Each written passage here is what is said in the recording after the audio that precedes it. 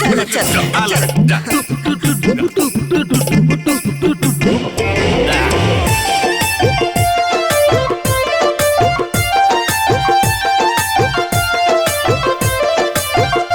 अइले अइले शहर से देवर देवरानी, ए अम्मा जी आज हम खूब खुश बानी। हाँ अइले अइले शहर से देवर देवरानी, ए अम्मा जी आज हम खूब खुश बानी। खूब बनाएब खूब खियाएब अलगा अलगा डिश, करही बरी भोजा बज का काजू किशमिश। ए बच्चा पार्टी कोनो हल्ला गुल्ला ना, खाना फटाफट मिली फटाफट।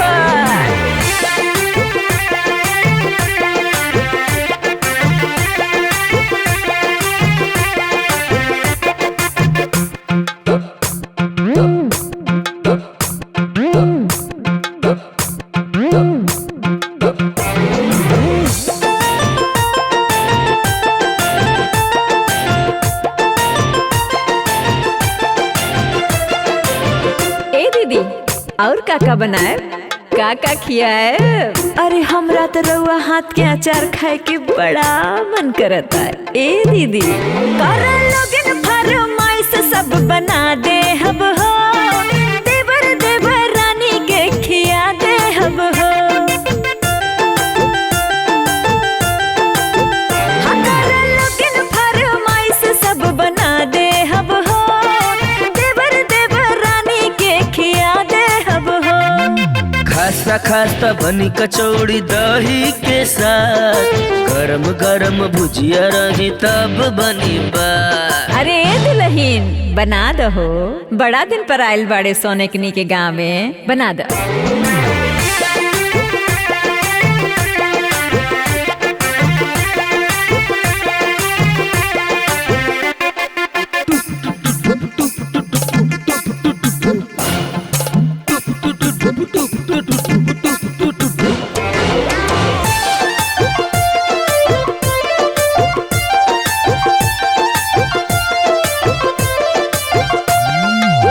ये भाभी, अरे हमरा सतुआ खाए के बड़ा मन करता हो, अचार और प्याज के साथ है, लेकिन हमरा खातिर लिट्टी जरूर बनई है, बुझलू?